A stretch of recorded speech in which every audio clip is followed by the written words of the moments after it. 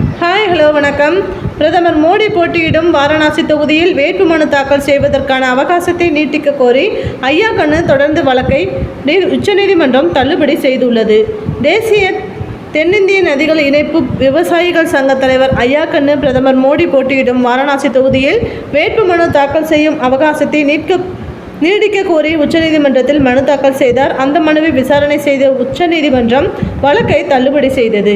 வாரணாசியில் ஏன் போட்டியிட விரும்புகிறீர்கள் என ஐயா கண்ணுக்கு நீதிபதிகள் கேள்வி எழுப்பினர்.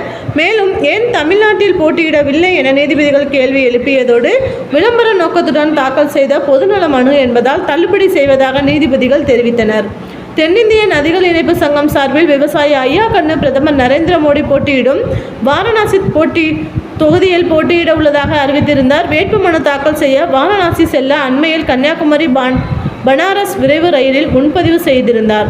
அவருடன் 120க்கும் மேற்பட்ட விவசாயிகளும் முன்பதிவு செய்திருந்தனர். தஞ்சாவூர் ரயில் நிலையத்தில் மே 10ஆம் தேதி காலை அவர்கள் அனைவரும் ரயிலில் ஏறி உள்ளனர்.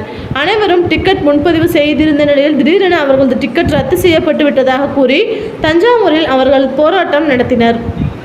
ரயில்வே துறையினர் பேச்சுவார்த்தை நடத்தி அவர்களை அங்கிருந்து அனுப்பி வைத்தனர். இதனிடையே தங்களுக்கு இருக்கைகள் அமைத்து தரக்கோரி விழுப்புரத்தில் விவசாயிகள் போராட்டத்தில் ஈடுபட்டனர். அப்போது விவசாயி ஒருவர் ரயிலில் இருந்த அபாய சங்கிலியை இழுத்ததால் பரபரப்பு ஏற்பட்டுள்ளது. பின்னர் அங்கிருந்து புறப்பட்ட ரயில் செங்கல்பட்டு ரயில் நிலையத்திற்கு வந்தபோது இருக்கைகளை ஏற்படுத்தி தரவில்லை எனவும் கூறப்படுகிறது. இதனால் அங்கு ரயிலை மறுத்து ஐயா கண்ணு தலைமையிலான விவசாயிகள் போராட்டத்தில் ஈடுபட்டனர். போராட்டத்தில் ஈடுபட்ட விவசாயிகளிடம் ரயில்வே போலீசார் மற்றும் செங்கல்பட்டு மாவட்ட போலீசார் பேச்சுவார்த்தை நடத்தினர்.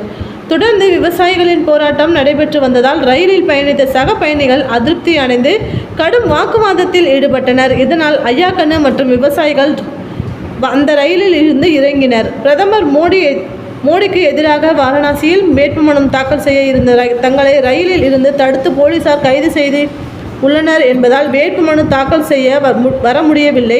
எனவே வேட்புமனு தாக்கல் செய்வதற்கான அவகாசத்தை நீட்டிக்க வேண்டும் என கோரி ஐயா கண்ணு உச்சநீதிமன்றத்தில் வழக்கு தொடர்ந்தார். ஐயா கண்ணு தனது மனுவில் கூறியிருந்த காரணத்தினால் நீதிமன்றம் ஏற்கவில்லை.